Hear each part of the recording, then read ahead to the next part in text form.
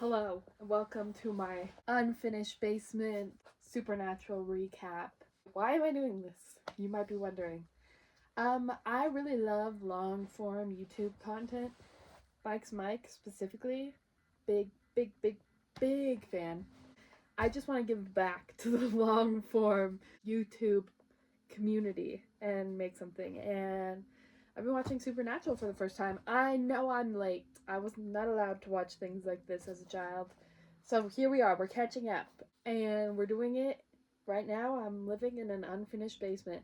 And we're going to say, actually, like, I feel like the unfinished basement gives Supernatural vibes. Like, this is creepy. Like, it's weird. The lighting's not great. um, so this is actually all planned, okay? And you might be like, well, how is this gonna be any different from like all the other recaps that there are? That's a great question. Do I really have an answer? No, except for this. You know, like those TikTok videos where like people rank their roommates. I love that.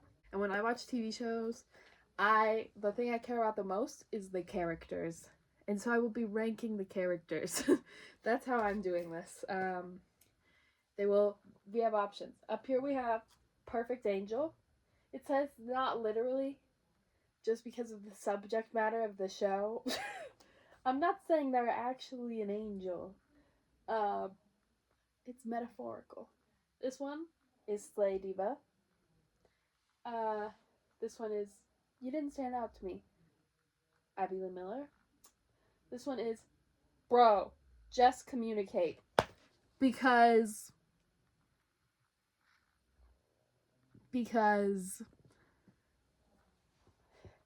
then this one is I personally despise you, and that I might not have like a justifiable reason, but you can go here. And this one is hell, not literally, because of the subject matter of the show. This is metaphorical hell. This is you deserve hell. You're the worst.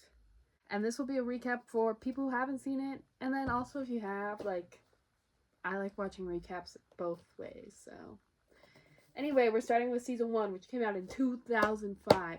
Now listen, I haven't done like a lot of research on like the filming or like the fan response at the time. Actually, going into it, all I knew was that like I was pretty sure there was some weird like incest shipping going on. That's all I knew. That's literally it. So and I knew it was part of Super Hulock, which I have not seen the other parts of Super Hulock either, so maybe if this is fun for me and people like it, maybe I'll do those too. But yeah, anyways, I haven't finished watching the show. I got to season 6 and then I was like, let me go back and recap this whole thing. So I haven't seen the majority of the show. So no spoilers. Second of all, that's part of why I haven't like researched certain things or like looked up things about the cast or the filming or like fan response to things, because I just don't want to see spoilers. So that is, we're going pretty much blind. It's gonna be like you're watching it for the first time. So yeah, maybe I'm missing like important context, but it is not worth potential spoilers to me. Anyway, okay, season 1, episode 1, 2005. I actually tried to watch this once before, and it was too scary for me at that time. The second time I tried, I powered through. So we start with young Sam and Dean and John and Mary. Let's pull up their pictures. Now, we're also gonna the bad quality of these images is not because my printer's horrible. It's because we're channeling the supernatural. You can't even see bad lighting, like creepiness, okay? That's Mary. You can't really see. Maybe by the next video I'll have fixed this issue. Oh, see, you can kind of see a little bit there. Mary. That's Mary. John.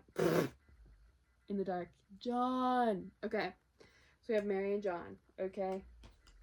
Sam and Dean will bring your pictures in later, okay? Because at this point, they're just children. We don't need to deal with them. They're a happy family in Lawrence, Kansas. I don't know why they picked Lawrence, Kansas. Maybe it's the center of the map. I don't know.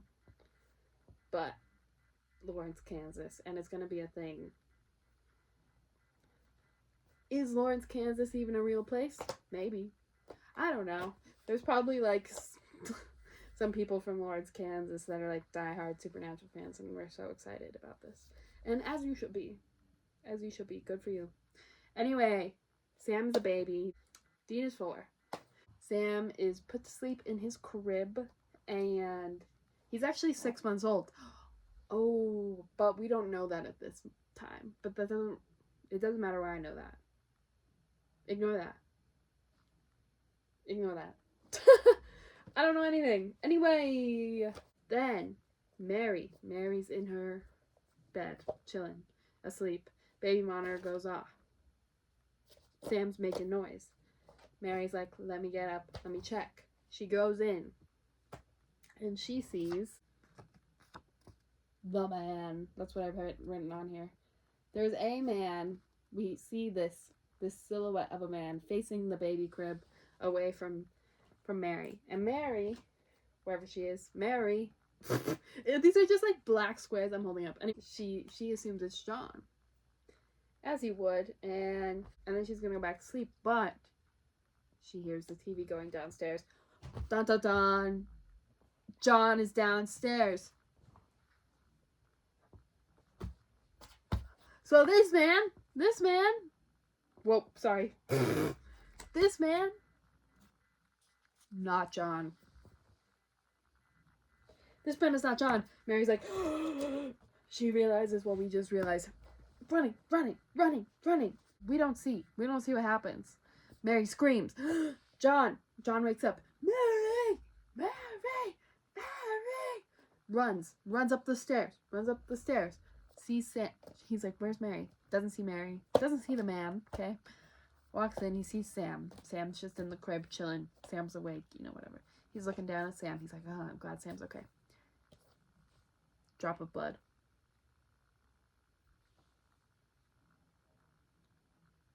Another drop. John looks up. And this is the part where I was like, I can't watch this show, it's too scary.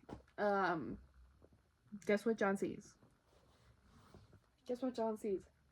Mary. On the ceiling. Let me recreate like the Pose vibes. Okay, she's like this. I don't think her tongue's out. On the ceiling. Blood, stomach. That's where the blood's coming from. And he's like, Mary sets up. It becomes on fire. Mary's on fire on the ceiling, dripping blood. Bro, this is in like the first, I don't know, 5 minutes of this show. John gives Sam to Dean. He's like, go outside, save your brother. Because now the house is on fire, okay? So this is like the first time that Dean has to take care of Sam as like an older sibling. And as an older sibling, let me just say, 4 years old. 4 years old, and he's raising this child already. That's gonna be a theme. Anyway, John tries to save Mary. He cannot. The house is on fire. And the whole house starts burning. And this was 22 years ago. So let's put some people on the board. So we have the man. What is this man doing? Is he the one that put Mary on the ceiling? How did he put Mary on the ceiling? If it was him, how did she get on fire? What was this man doing with Sam? This man, because this is a grown man standing over a baby's crib. That is hell behavior. That is hell behavior. That is creepy. It's giving. What can I say? I don't know what the rules are on YouTube. It's giving man who likes children too much. That's what it's giving. Anyways, next we have Mary. Mary's done nothing wrong. Mary, you didn't stand out to me. Like, well, you know what? The pose is pretty good. The pose is Slay Diva, but that's all you gave me, Mary. Like, you really get like 5 minutes of screen time. And you didn't stand out to me, Mary. Next, John. Listen, at this point in the episode, John didn't stand out to me, okay? Okay, so flash forward 22 years after this traumatic event to Stanford. Ooh, Stanford. We see Jess. Okay. Look at this. Jess is slaying, okay? Just know. I know you can't really see this. Jess is slaying, okay? And Sam. Grown-up Sam. 22-year-old Sam. Okay, there you go. You can kind of see him in the light a little bit. There's Sam. Jess and Sam on Halloween. Jess is dressed up like a nurse and she's slaying, okay?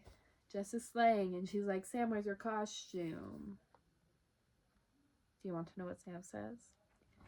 He says, you know I don't like Halloween or costumes or whatever he says. I can't remember. So he doesn't dress up. And you know what? And for that, I personally despise you because you're going to put in no effort. Jess is slaying. Jess is slaying so hard. Jess has put in so much work. I believe it's latex.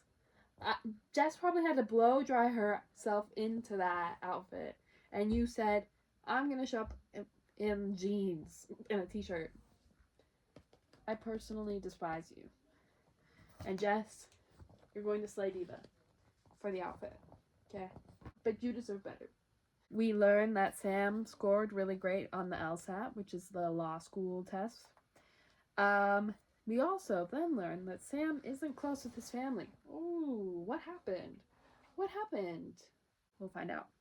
He then asks Jess, what would I do without you? And I'd be like, why would you quote him for that? Because you're going to see it over and over and over and over, and it's going to be burned into your brain. And it's like not even that good of a quote. They could have... Listen, actually, I'm not going to hate the writers, because I think the writers of the show are actually really, really good. Who was that? Mary. Mary, what are we doing? Don't make me move you. Don't make me move you. Okay. Yes. Then we go to Sam and Jess sleeping in their home. My phone's on low battery. Someone breaks in. Sam's fighting. Bam, bam, bam, bam, bam. What? It's Dean! Oh, ah, ah. The crowd goes wild. Dean reveal. Dean's 26. Dean, this is Dean in the dark. There he is. Dean. Okay. For breaking in, bro, just communicate. What are we doing breaking in? Dean hits on Jess.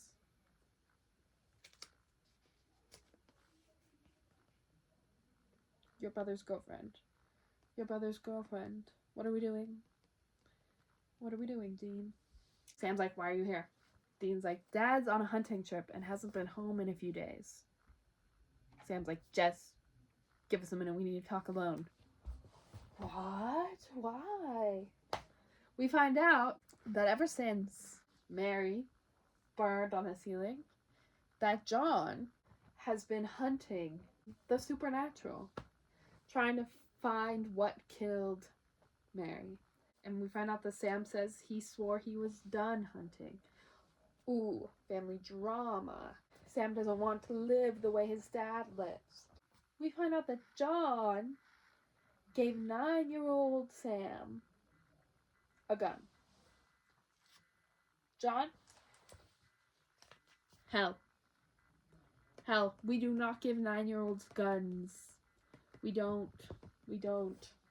It is not safe for the 9-year-old. And it's also, like, beyond not being physically safe, emotionally, mentally, you're messing up the child, okay?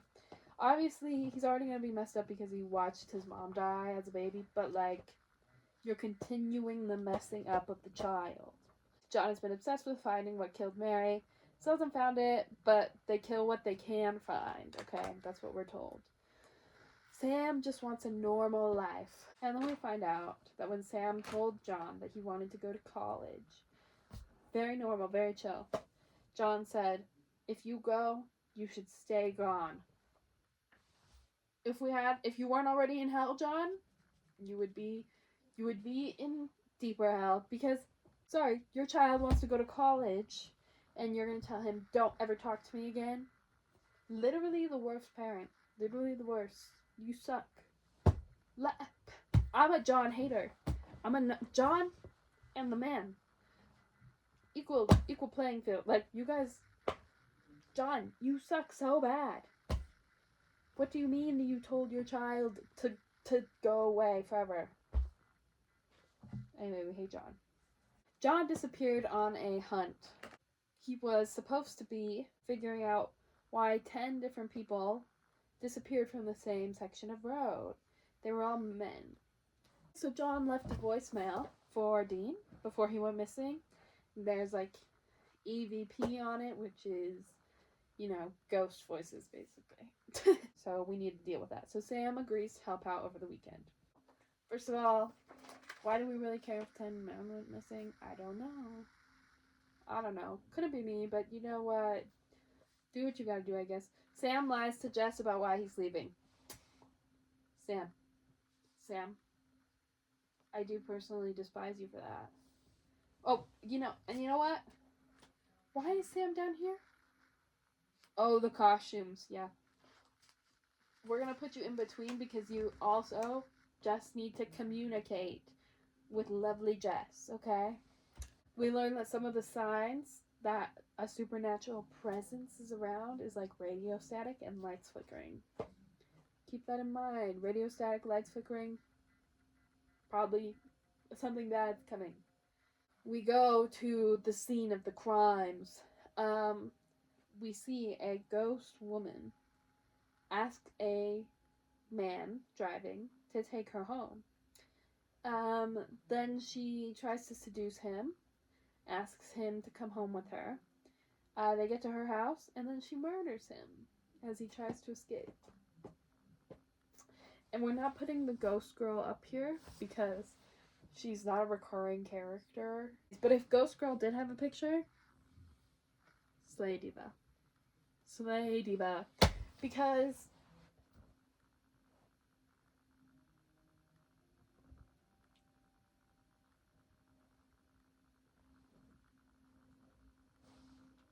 I don't know if you're really hurting anybody. We learn that Dean pays for his life of hunting with credit card scams.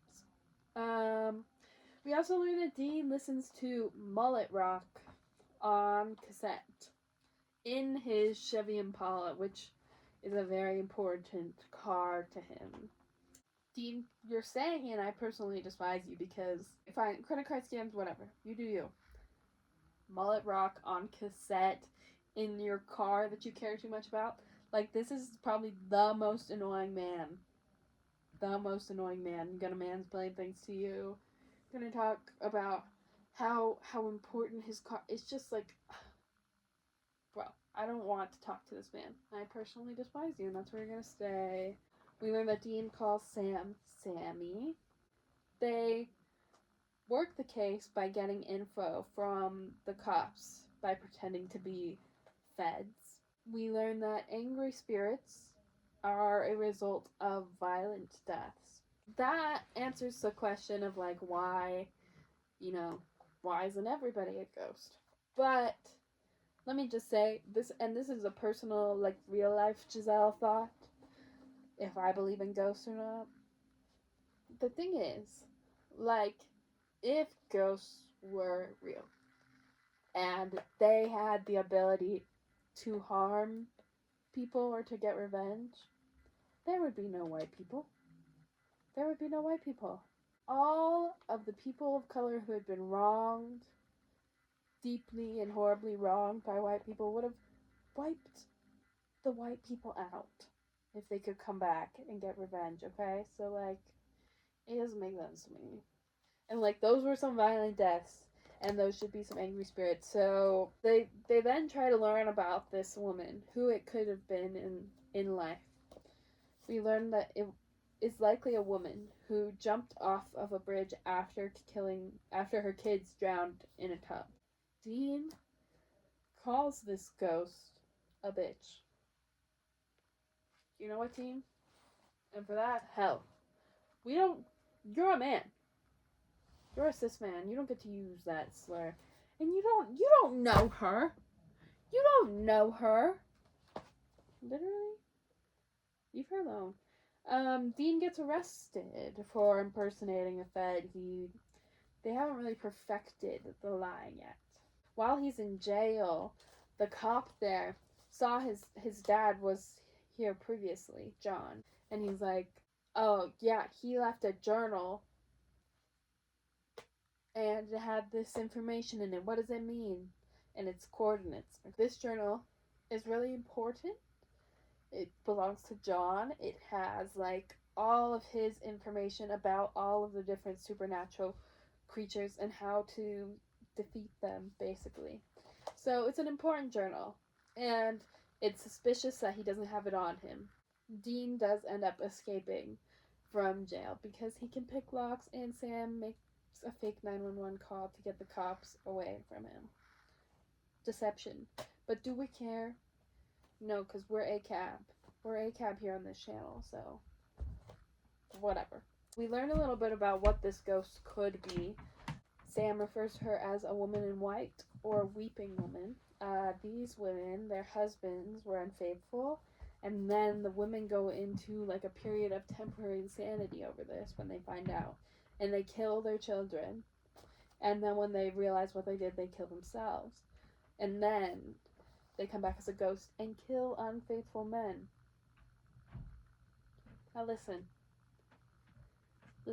ghost girl, if you were up here, you're still gonna stay at Slay Diva. Killing the kids, boo. But temporary insanity, what are you gonna do? And then you killed yourself to because you feel bad, and as you should, and now you're killing a bunch of cheaters. Let her keep doing her thing, guys. We don't need to take this one out. Yeah, so John left coordinates in the journal for Sam and Dean to meet him at those coordinates. This is apparently a normal thing for him. And if I felt like moving John to bro, just communicate, but he still deserves... That was the man. John deserves help. But also, let us talk to our children. We don't need to leave cryptic clues for them. John, you're stressing them out.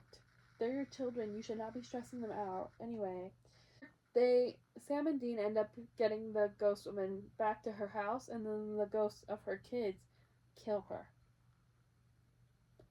And honestly, that's fair. Slay Diva for the kids. So they don't even really do anything this episode. They don't really hunt. They don't really kill her. They're just kind of there. Then we go back. Sam goes back to Stanford because he doesn't want to be a part of this life. He was just trying to help. John, don't try to escape hell. This is where you belong. Anyway, Sam comes back. He comes in. He's like, Jess, I'm back. Whatever. Shower turns on. Someone's in the shower. Jess is probably in the shower. He's laying down on the bed. Then, drop of blood. And if you're like, whoa, deja vu, flashbacks. Correct, because guess what Jess is doing on the ceiling? Guess what Jess is doing on the ceiling? The sleigh pose again. She's on the ceiling. Jess is on the ceiling. Blood dripping down. Fire. She's on fire. Dean comes in and saves Sam from the fire.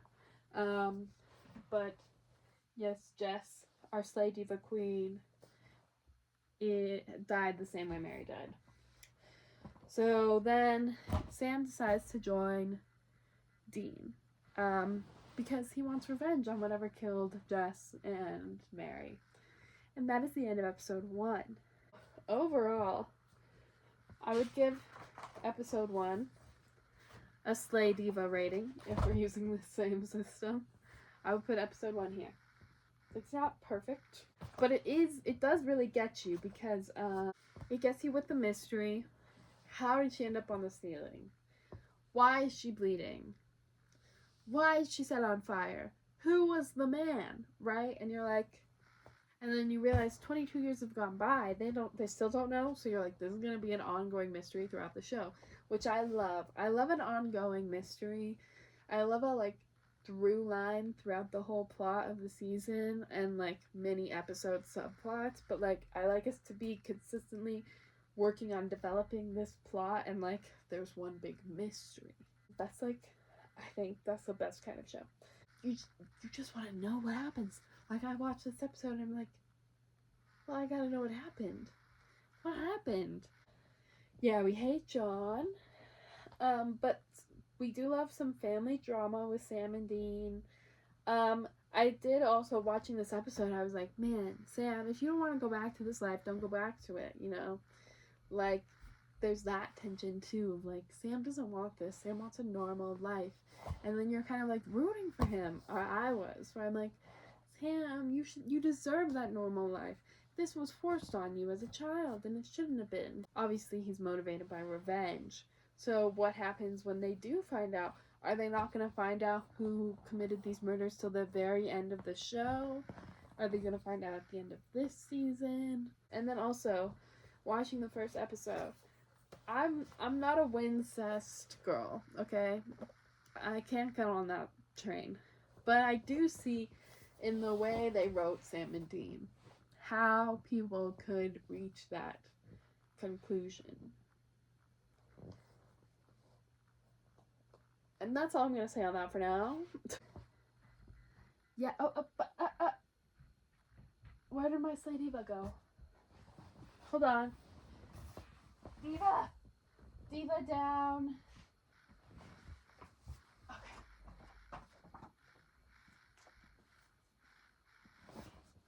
Speaking of Diva down, Jess and Mary. You know what? And honestly, it's a good thing they killed 10 men this episode. I was going to be like, you killed only women.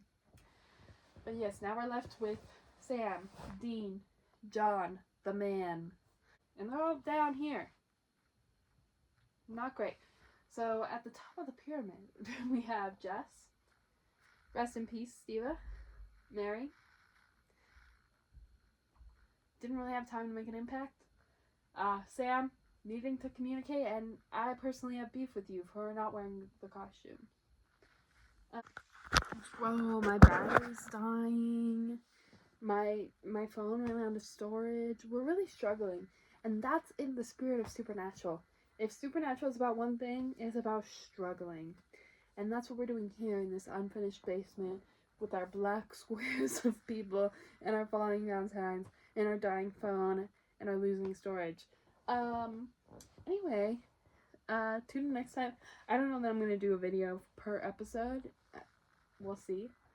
However is manageable for me, but I have lots of notes. I might also crochet a tapestry of the Supernatural season 1 promotional image, but that's a maybe. Anyway, thanks for watching. And I would love to know your ranking of the characters for this episode. If you've watched it or just based on my recap. Yeah, let me know.